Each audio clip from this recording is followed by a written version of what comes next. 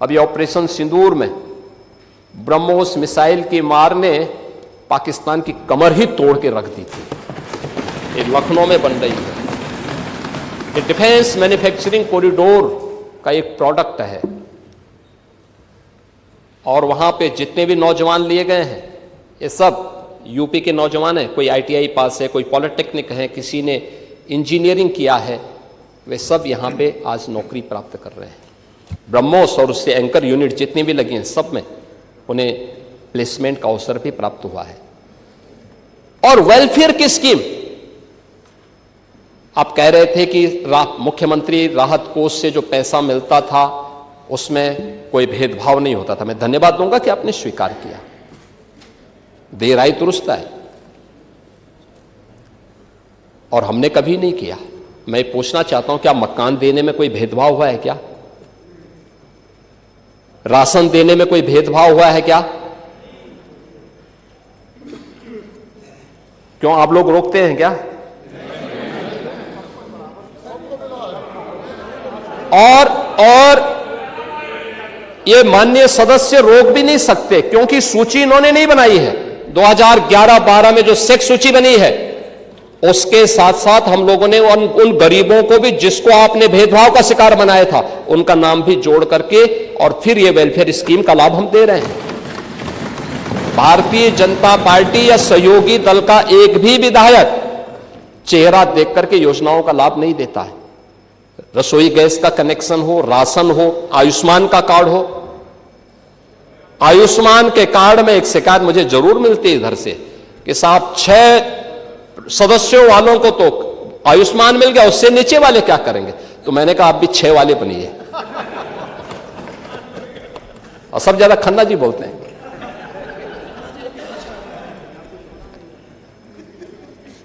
अब आपसे सीखें ना। लेकिन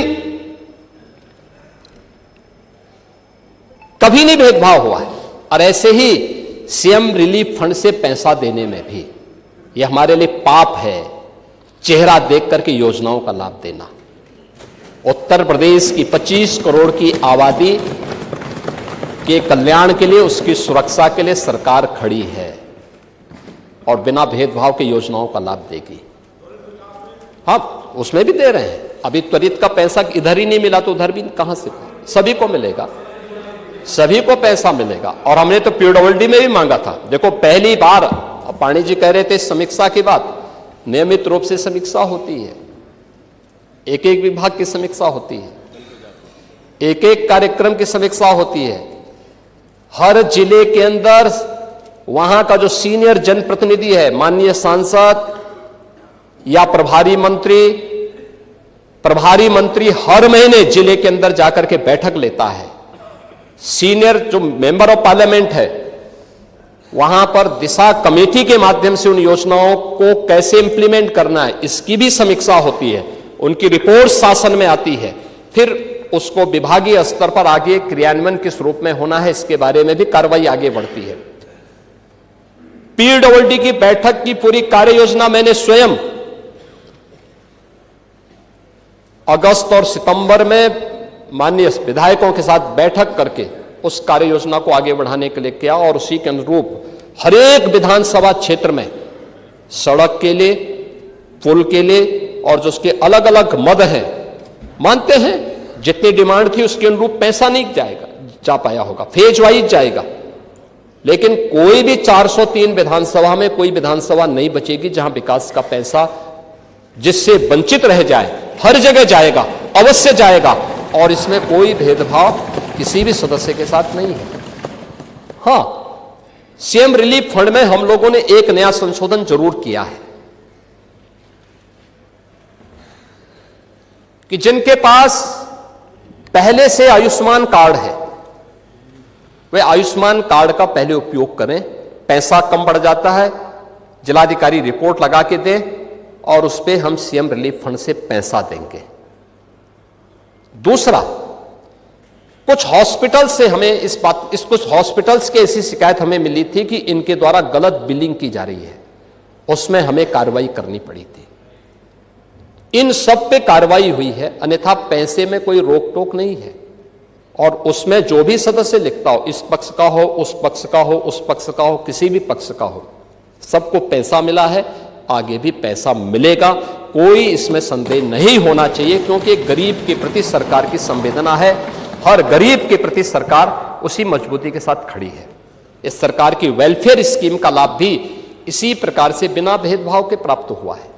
और इसीलिए जब अनुपूरक बजट को देने की बात आई, जब कोई नया मद है, कोई नई चीज हम प्रारंभ करने जा रहे हैं, उसके लिए जब बजट की आवश्यकता पड़ती है और हमारे रूटीन बजट का वो पार्ट नहीं है, तो सरकार को इस प्रकार के निर्णय लेने पड़ते हैं। और सरकार ने उन्हीं चीजों पर कार्य आगे बढ़ाया है। और इसी में हमारा जो मूल बजट था, जिसे हमने फरवरी में प्रस्तुत किया था, वह था 8,08,736 करोड़ 6 लाख रुपए का। आप उसको 88,000 पढ़ रहे थे, वो 8 लाख था, 8 करोड़ था। और हमने जो अपना अनुपूरक बजट प्रस्तुत किया है, वह किया है 24,496 करोड़ 98 लाख का। यह हमने किया है, जिसमें जो धनराशि उन मदों के लिए जिसमें रूटीन बजट के लिए धनराशि नहीं थी, उसमें एक्सप्रेसवे के लिए, ऊर्जा के लिए, स्वास्थ्य से संबंधित जिन मदों के पे धन नहीं था उनके लिए, निवेश, नगरीय सुविधाओं के लिए, तकनीकी शिक्षा और महिला सशक्तिकरण के लिए जो धनराशि की आवश्यकता थी, उस पर हम लोग इस बजट को हम लोगों ने इसमें प्रस्तुत किया है। इसको लेंगे तो ये पूरा बजट हमारा अब बनकर के तैयार हो जाएगा। यह 8 करोड़ 33 लाख 233,233 करोड़ 4 लाख रुपए का यह हमारा टोटल बजट हो जाएगा वर्ष 25-26 का। मैंने आपसे इसी बात को कहा था कि हमें रिजल्ट पे ध्यान देना होगा। रिजल्ट क्या है? एक रिजल्ट तो मैंने बताया परसेप्शन के बारे में। ये 4 क्षेत्रों में जो कार्य किए गए, समान रूप से कार्य हुए हैं, उसके परिणाम आपके सामने हैं। और परिणाम क्या है?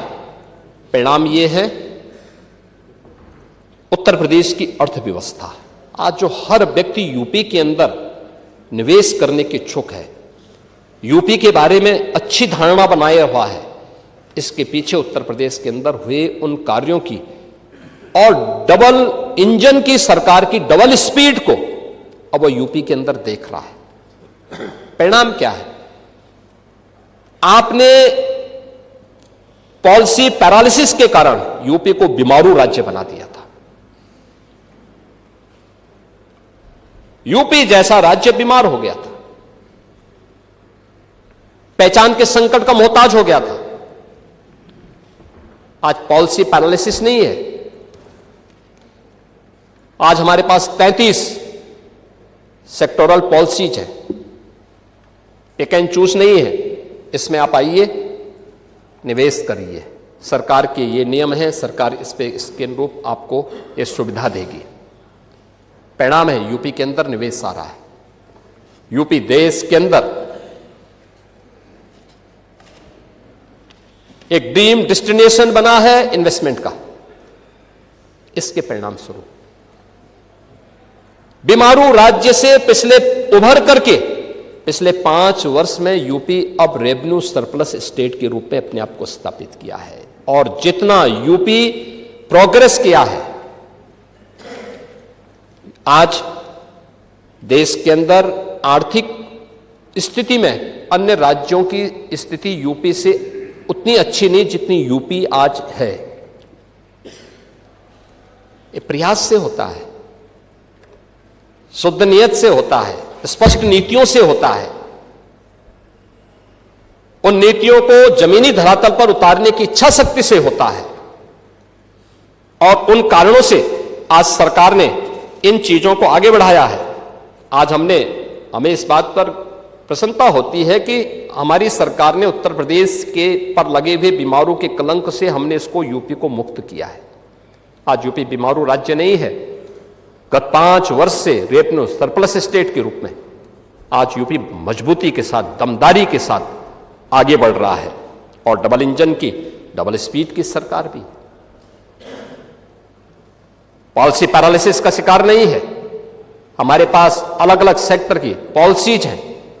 कोई भी निवेशक आएगा उसके लिए लैंड बैंक है, पॉलिसी के दायरे में आकर के निवेश कर रहा है और सरकार ने उसको यहां पे एक गुड गवर्नेंस का एक माहौल भी दिया है, बेहतरीन सुरक्षा का माहौल दिया है।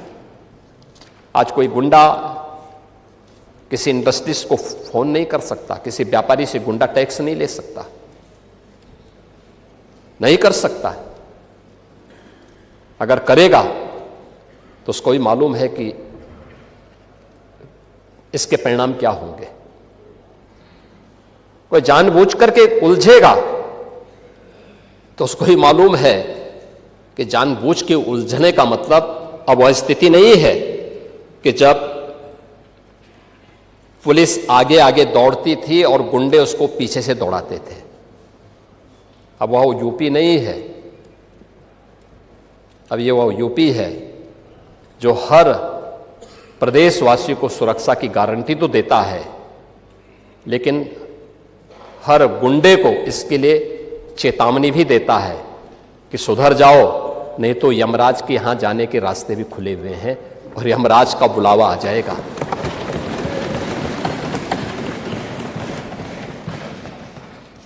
वित्तीय अनुशासन और विकास दोनों का एक बेहतरीन संतुलन भी है। जो मैंने आपको बताया ना, रेवेन्यू सरप्लस है, ये वित्तीय अनुशासन का एक उदाहरण है और विकास के लिए जो इंफ्रास्ट्रक्चर के साथ साथ वेलफेयर स्टेट के रूप में भी यूपी ने अपने आप को स्थापित किया, इसके भी उदाहरण है।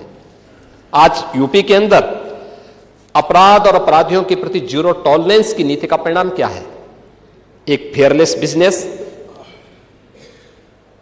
Ease of doing business, trust in doing business, यानी ये आज यूपी की पहचान बनी है, जिसका परिणाम है एक ड्रीम डेस्टिनेशन के रूप में हर एक इन्वेस्टर का एक बेहतरीन गंतव्य यूपी बना है। और मैंने आपको बताया है कि यूपी के अंदर हर एक स्तर पर हम लोगों ने उत्तर प्रदेश को आगे बढ़ाया है। यूपी जैसे राज्य को जब ये देश आजाद हुआ था तब देश की अर्थव्यवस्था में यूपी का शेयर 14% था और कांग्रेस और बाद में समाजवादी पार्टी, इन्होंने यूपी को इतना पीछे किया कि जब हम लोग आए थे यूपी का शेयर देश की अर्थव्यवस्था में मात्र 8% से भी कम रह गया था, 8% से कम। और आज फिर हम कह सकते हैं यूपी ने पिछले 8.5 पौने 9 वर्ष के अंदर जो प्रयास किए हैं, आज देश के अंदर अर्थव्यवस्था में यूपी फिर से 9.5 से 10% के अपने शेयर के साथ तेजी के साथ आगे बढ़ा है। यूपी आज देश की नंबर 2